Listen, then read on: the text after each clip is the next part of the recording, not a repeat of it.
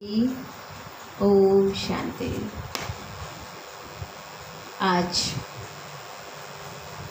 सुनेंगे हम प्यारे बाबा के 28/7/20 के मधुर महावाक्य। प्यारे बाबा आज हम बच्चों को बहुत ज़्यादा ध्यान खिंचवाए हैं ड्रामा को लेकर के कि ड्रामा का सीन बिल्कुल एक्यूरेट है, उसमें कोई फ़र्क नहीं पड़ सकता है। जैसे ड्रामा में हम एक्टिंग में देखते हैं कि कई बार कुछ एक्टर चेंज भी हो सकते हैं। कोई पार्टधारी को अगर किसी प्रकार की कोई बीमारी परेशानी या कुछ भी वो नहीं करना चाहता है तो डायरेक्टर कभी कभी एक्टर को चेंज कर देता है, लेकिन वो एक हद का ड्रामा है जिसमें कुछ चेंज हो सकता है। लेकिन ये भगवान ने जो ड्रामा सृष्टि रंगमंच का बनाया है इसमें कोई परिवर्तन नहीं हो सकता है।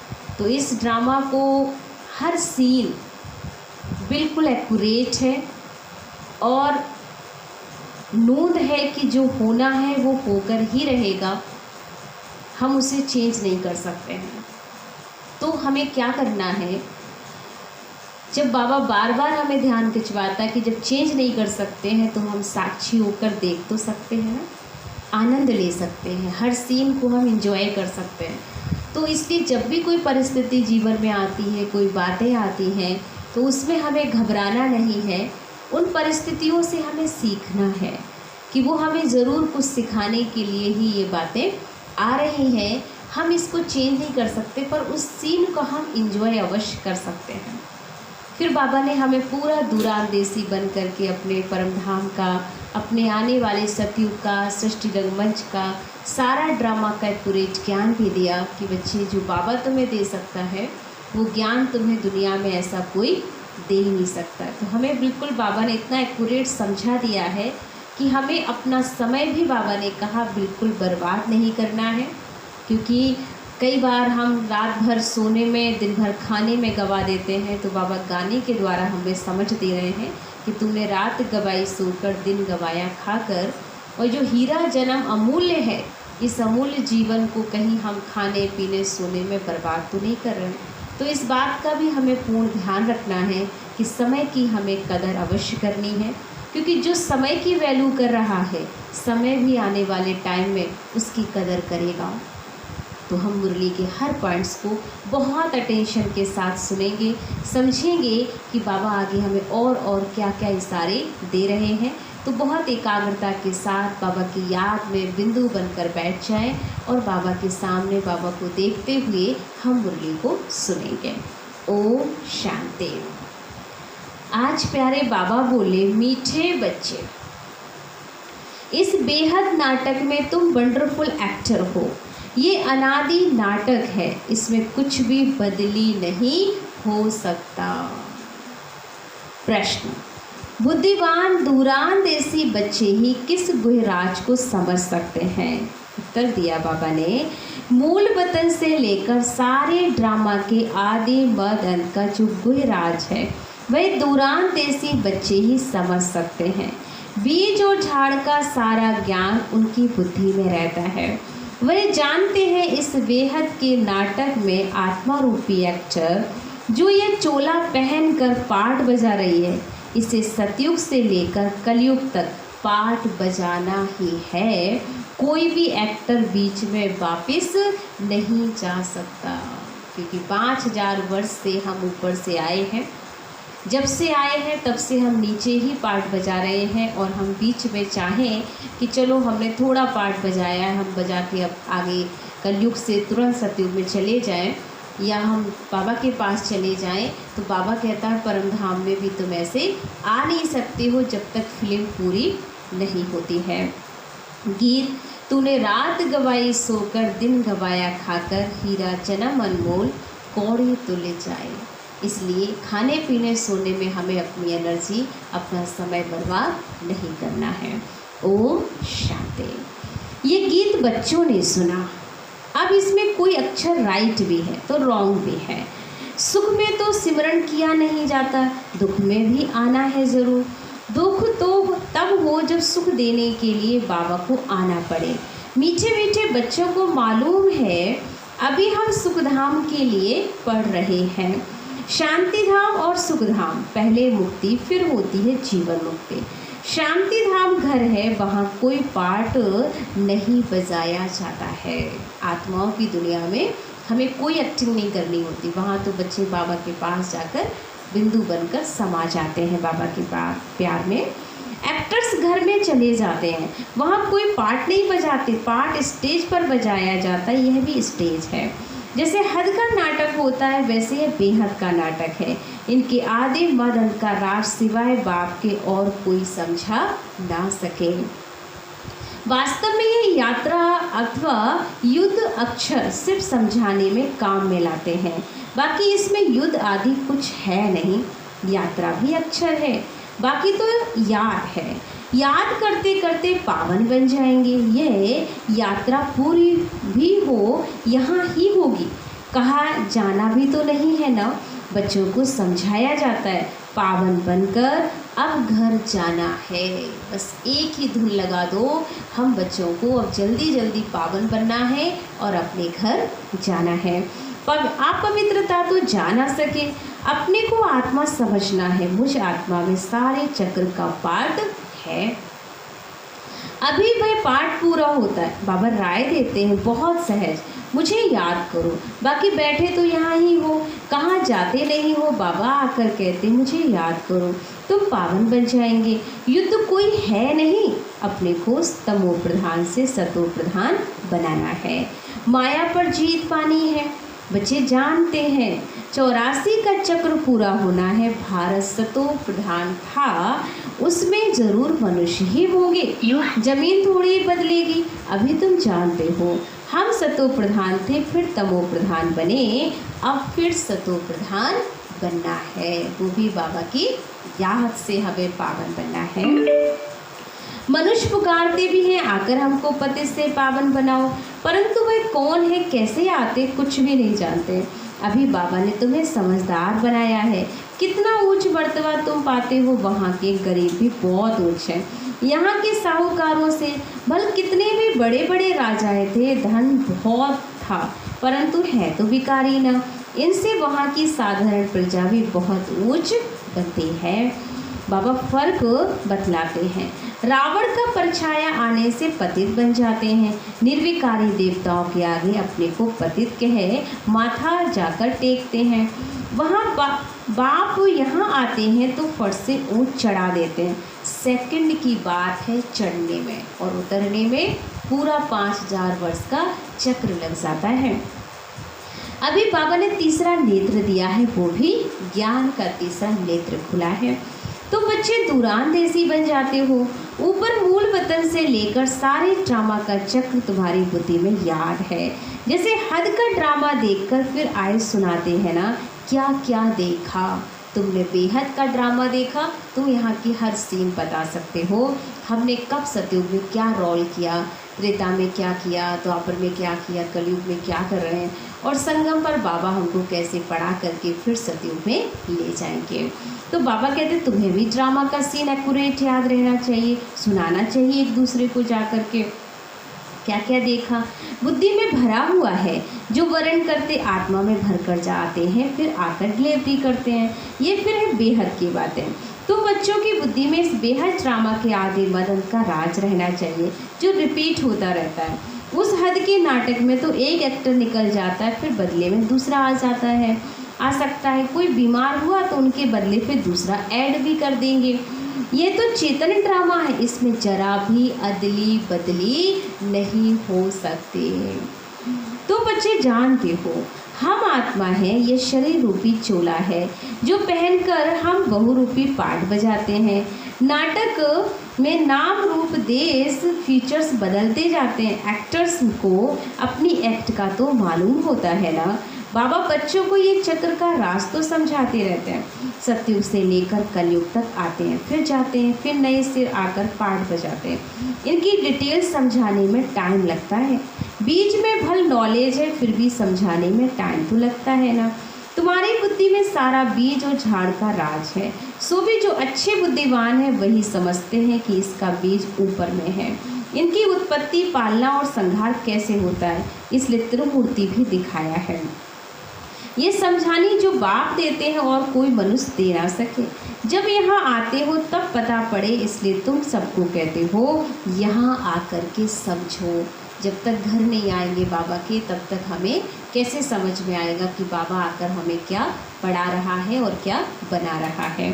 समझ हमें बाबा के पास आने से मिलती है। कोई कोई बहुत कट्टर होते, कहते हमको कुछ सुनना ही नहीं है, जब सुनेंगे नहीं तो आगे बढ़ेंगे कैसे, समझेंगे कैसे। कोई तो बाबा कहते ऐसे भी होते हैं, कोई तो फिर सुनते भी हैं, कोई लिटरेचर लेते हैं, कोई नहीं लेते। तुम्हारी बुद्धि में अभी कितनी विशाल बुद्धि हो गई, दूरांदेशी हो गई।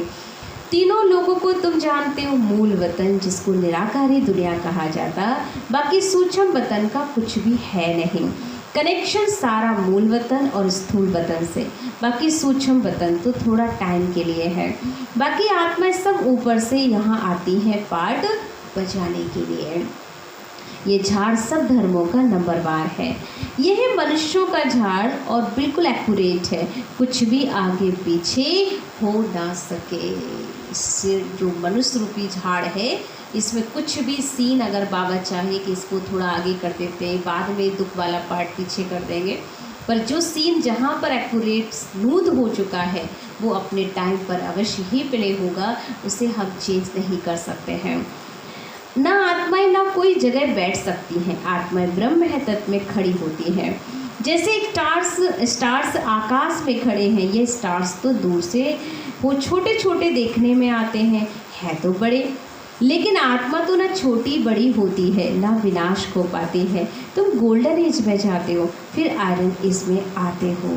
बच्चे जानते हैं हम गोल्डन एज में थे, अब आयरन एज में आ गए हैं।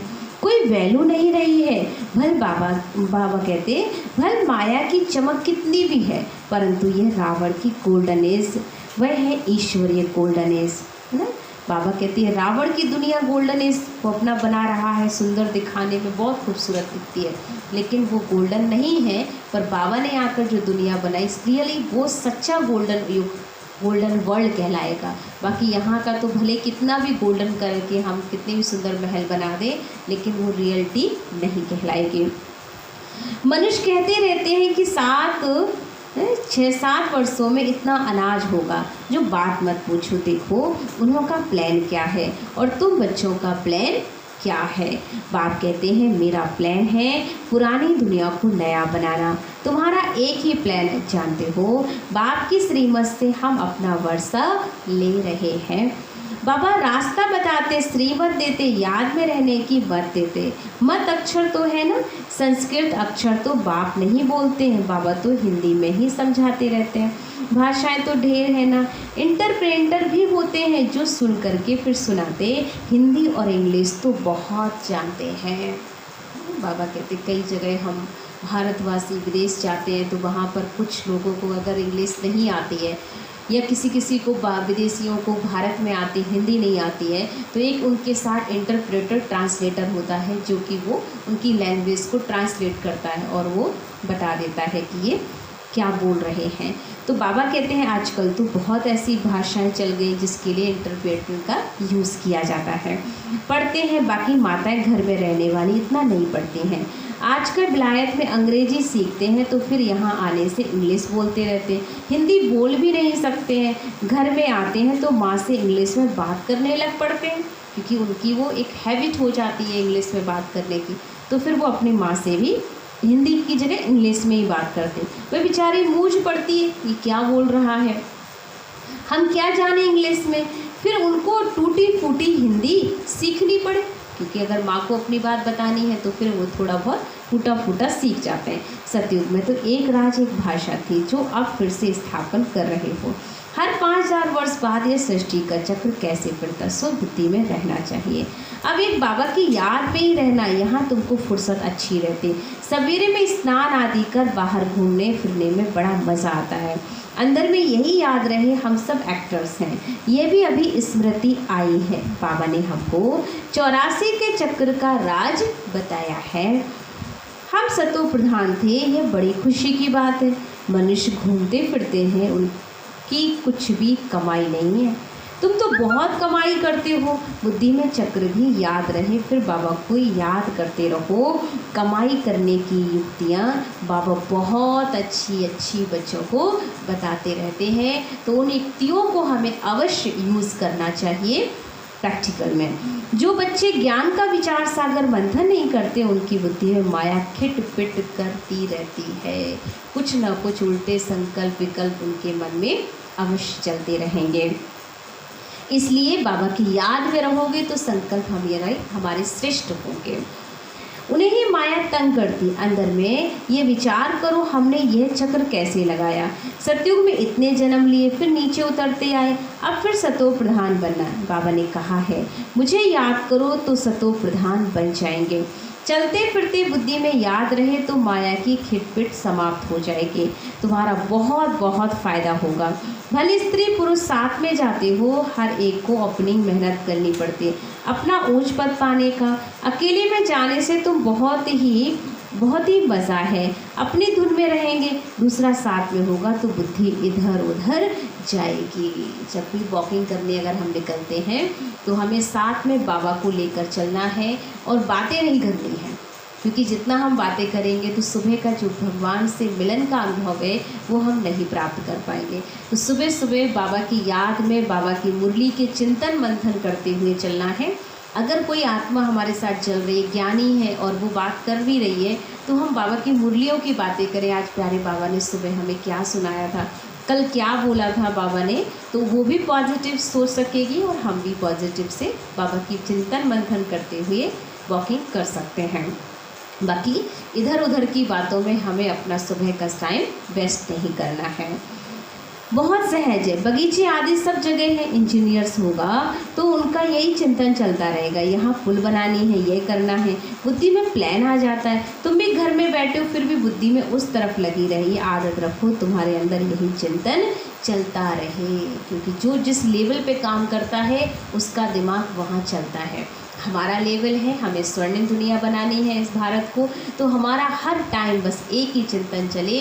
जैसे एक इंजीनियर को पुल बनाने का संकल्प पुल देखते हुए आ जाता है, वैसे ही हमें किसी भी लोगों को दुनिया की दशा को देखते हुए एक नई दुनिया बनाने का प्लान हर टाइम माइंड में चलते रहना चाहिए।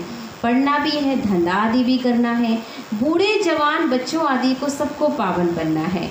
आत्मा को हक है बाबा से वर्षा लेने का।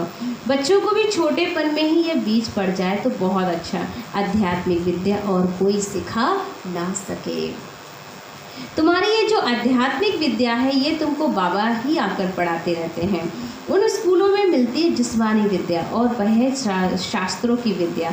ये फिर है रूहानी विद्या जो तुमको भगवान सिखलाते हैं। इनका किसको भी पता नहीं, इनको कहा ही जाता है स्पिरिचुअल नॉलेज, जो बाबा आकर हमें सुनाते हैं। जो रूह आकर पढ़ाते उनका कोई नाम नहीं रखा जा सकता, यह तो स्वयं बाबा आकर पढ़ाते। भगवानुवाच है ना, भगवान एक ही बार इस समय आकर समझाते हैं, इसको रूहानी नॉलेज कहा जाता। वह शास्त्रों की विद्या अलग है, तुमको पता है कि नॉलेज एक ही जिस्मानी कॉलेज आदि की है, दूसरी है आध्यात्मिक शास्त्रों की विद्या और तीसरी है ये रूहानी विद्या जो भगवान आकर के हमें सिखाते हैं। वह कितने भी बड़े बड़े डॉक्टर्स ऑफ फिलॉसफी हैं, परंतु उनके पास भी शास्त्रों की बातें हैं। तुम्हारी नॉलेज बिल्कुल अलग है, स्पिरिचुअल नॉलेज है जो स्पिरिचुअल फादर आकर ही हमें सुना सकते हैं। ये नॉलेज हमें कोई मनुष्य जो है सिखा ही नहीं सकता है। हम आत्माओं के बाबा हैं, वही हमको पढ़ाते हैं। उनकी महिमा ही शांति सुख का सागर है। कृष्ण की महिमा बिल्कुल अलग है। गुण अवगुण मनुष्य में होते हैं जो बोलते रहते हैं। बाबा की महिमा को भी यथारीति तुम जानते हो।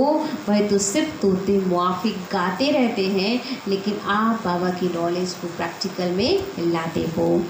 अर्थ कुछ भी नहीं जानते तो बच्चों को बाबा राय देते हैं अपनी उन्नति कैसे करो। पुरुषार्थ करते रहेंगे तो फिर पक्का होता जाएगा। फिर ऑफिस में काम करने समय भी ये स्मृति आएगी, ईश्वर की स्मृति रहेगी। माया की स्मृति तो आधा कल चली है। अभी बाबा यथारीति बैठ समझाते, अपने को देखो हम क्या थे, अब क्या बन गए हैं, फिर हमको बाबा ऐसा देवता बनाते हैं, यह भी तुम बच्चे ही नंबरवार पुरुषार्थ अनुसार जानते हो। पहले पहले भारत ही था, भारत में ही बाप भी आते हैं पाठ बजाने, तुम भी आदि सनातन देवी देवता धर्म के हो ना, तुमको पवित्र भी बनना, नहीं तो पिछाड़ी में आएंगे फिर क्या सुख पाएंगे। भक्ति जास्ती नहीं की होगी तो आएंगे ही नहीं, समझ जाएंगे यह इतना उठाने वाला नहीं है, इसलिए वो कोई ना कोई बहाना बना करके यहाँ आने में इनकार करेंगे। समझ तो सकते हैं ना, बहुत मेहनत करते हैं फिर भी कोई बिरले निकलते हैं, लेकिन थकना नहीं है, मेहनत तो फिर भी हमें करते रहना चाहिए। किसी के हमारे साथ सहयोगी ना बनने पर भी हमें कभी हारना नहीं है, हमारा लक्ष्य है बाबा का पैगाम जन जन तक पहुंचाना है। मेहनत बगैर कुछ मिलता थोड़ी है, प्रजा तो बनती रहती है ना। बाबा बच्चों को उन्नति के लिए युक्ति बताते, बच्चे अपनी उन्नति करना है तो सवेरे सवेरे स्नान आदि कर एकांत में जाकर चक्र लगाओ व बैठ जाओ। अगर आपका मन थोड़ा सा वैसा हो रहा है, आलस आ रहा है, तो आप भले ही छत पर अपने घर में आंगन है वहाँ पर वॉकिंग करते हुए थोड़ा सा हाथ मुँह धुलाई करके फिर बाबा से बातें करो बैठ करके। फिर जब बिल्कुल मन एकाग्र हो जाए तो फिर बैठ के भी बाबा से रूढ़िहान कर सकते, पत्र लिखो, बाबा से बातें करो, आने वाले सत्युग के नज़ारे देखो, तो मन खुशियों से भर जाएगा।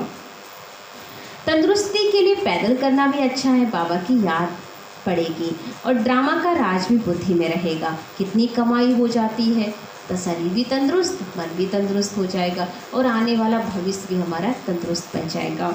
ये सच्ची कमाई है, वही कमाई पूरी हुई फिर इस कमाई का चिंतन कर, डिफिकल्ट कुछ भी नहीं है। बाबा का देखा हुआ सारी जीवन कहानी लिखते, आज इतने बजे उठा फिर यह किया, समझते पिछाड़ी वाले पढ़कर सीखेंगे। बड़े बड़े मनुष्यों की बायोग्राफी पढ़ते हैं ना, बच्चों के लिए लिखते हैं, फिर बच्चे भी घर में ऐसे अच्छे स्वभाव के होते हैं। अभी तुम बच्चों को पुरुषार्थ कर सतो प्रधान बनना है, सतो प्रधान दुनिया का फिर से राज लेना है। तुम जानते हो कल्प कल्प हम राज लेते हैं और फिर गवाते हैं। तुम्हारी बुद्धि में ये सब है, ये नई दुनिया, नए धर्म के लिए नई नॉलेज, इसलिए मीठे मीठे बच्चों को फिर भी समझाते, जल्दी जल्दी पुरुषार्थ करो, शरीर पर भरोसा थोड़ी है। आजकल तो मौत बहुत इजी हो गया है, वहाँ अमरलोक में ऐसी मृत्यु कभी होती नहीं है, यहाँ तो बैठे बैठे ही मर जाते हैं, अचानक अकाल कुछ भी हो सकता है। इसलिए अपना पुरुषार्थ करते रहो, जमा करते रहो। अच्छा मीठे मीठे सिकी लदे बच्चों प्रति माता पिता बाप दादा का याद प्यार और गुड मॉर्निंग। रूहानी बाबा की रूहानी बच्चों को नमस्ते। हम रूहानी बच्चों के रूहानी बाप दादा को दिल व जान से सिक व प्रेम से याद प्यार और गुड मॉर्निंग। नमस्ते नमस्ते नमस्ते। शुक्रिया बाबा, शुक्रिया बाबा, शुक्रिया मेरी ज़िंदगी को संवारने वाले बाबा, तेरा लाख लाख शुक्रिया शुक्रिया। धारणा के लिए मुख्य सार, फर्स्ट पॉइंट है बुद्धि को ज्ञान चिंतन में बिजी रखने की आदत डालनी है। जब भी समय मिले एकांत में जाकर विचार सागर मंथन करना है। बाबा को याद कर सच्ची कमाई समा करनी है। सेकंड पॉइंट, दूरादेशी बनकर इस बेहद के नाटक को यथार्थ रीति समझना। सभी पाठधारियों के पाठ को भी साक्षी होकर देखना है, किसी के पाठ से हमें बिल्कुल डिस्टर्ब नहीं होना चाहिए। वरदान, मास्टर ज्ञान सागर बन गुड़ियों का खेल समाप्त करने वाले, स्मृति सो समर्थ स्वरूप भाव। फिर से सुनेंगे, मास्टर ज्ञान सागर बन गुड़ियों का खेल समाप्त करने वाले, स्मृति सो समर्थ स्वरूप भाव। बहुत ही सुंदर स्पष्टीकरण है। जैसे भक्ति मार्ग में मूर्ति बनाकर पूजा आदि करते हैं, फिर उन्हें डुबो देते हैं, तो आप उसे गुड़ियों की पूजा कहते हो। ऐसे आपके सामने भी जब कोई निर्जीव असार बातें, ईर्ष्या, अनुमान, आवेश आदि की आती हैं और आप उनका विस्तार कर अनुभव करते हो या कराते हो, यही सत्य है, तो यह भी जैसे उनमें प्राण भर देते हो, फिर उन्हें ज्ञान सागर बाबा की याद से बीती सो बिंदी कर सो उन्नति की लहरों में डुबोते भी हो, लेकिन उसमें भी टाइम तो वेस्ट जाता है ना। इसलिए पहले से ही मास्टर ज्ञान सागर बन स्मृति सो समर्थी भाव के वरदान से इन गुड़ियों के खेल को समाप्त कर दो। हमें सदा स्मृति सुसमर्थी स्वरूप बनकर रहना है। व्यर्थ की स्मृति में अपना टाइम बर्बाद नहीं करना है। स्लोगन है, जो समय पर सहयोगी बनते हैं उन्हें एक का पदगुणा फल मिल जाता है। जो समय पर सहयोगी बनते हैं उन्हें एक का पदगुणा फल मिल जाता है। ओम शांति। तो ये थे बाबा के आज के बहुत ही सुंदर महावाक्य जो हमने सबने सुने। कल का भी होमवर्क बाबा ने हमें दिया था और आज भी बाबा ने हमें होमवर्क देंगे। कल हमने तकदीरवान का अभ्यास किया था कि मैं तकदीरवान आत्मा हूँ, मुझे अपनी तकदीर पर बहुत नशा होना चाहिए कि भगवान स्वयं मुझे पढ़ाता, और तकदीरवान वो है जो हर पल बाबा की याद में रहते हैं। तो आज हम अभ्यास करेंगे कि विशेष बाबा ने हमें दूरांदेशी पर ध्यान खिंचवाया है। तो आज हम अपने अंदर बार बार चिंतन यही करेंगे, मैं चक्रधारी आत्मा हूँ, त्रिकालदर्शी आत्मा हूँ, क्योंकि बाबा ने मुझे सारे सृष्टि के आदि मद अंत का ज्ञान दे दिया है। तो ज्ञान का चक्र माने सतयुग से लेकर पूरा त्रेता द्वापर कलयुग का चक्र हम पूरा दिन घुमाएंगे और यही चिंतन रखेंगे कि मैं बाबा से पूरे सृष्टि का ड्रामा का चक्र लगाने वाला एक श्रेष्ठ एक्टर हूँ या नाटक का जो भी खिलाड़ी हूँ जो बाबा ने मुझे पाठ दिया। तो साक्षी होकर देखेंगे हर पाठ को, कोई भी पाठ को देखकर हम अपने अंदर भारीपन नहीं लाएंगे। तो इन बातों का हम सारा दिन होमवर्क का ध्यान रखेंगे। तो अभी चलते हम 3 मिनट बाबा की याद में बैठेंगे और ये ज्ञान का मंथन जो सुना है उसे अवश्य ही करेंगे। ओम शांति।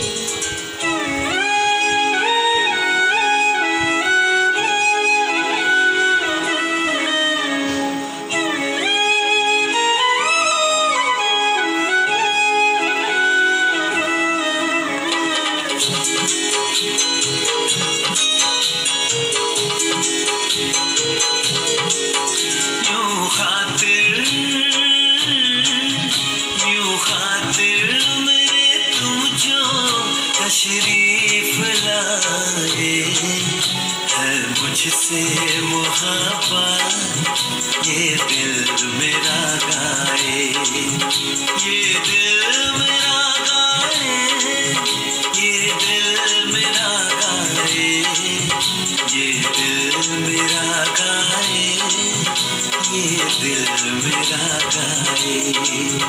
यूं खातिर मेरे तुम जो तशरीफ लाए है मुझसे मुहब्बत, ये दिल मेरा गाए, ये दिल मेरा गाए, ये दिल मेरा गाए, ये दिल मेरा गाए, ये दिल मेरा गाए।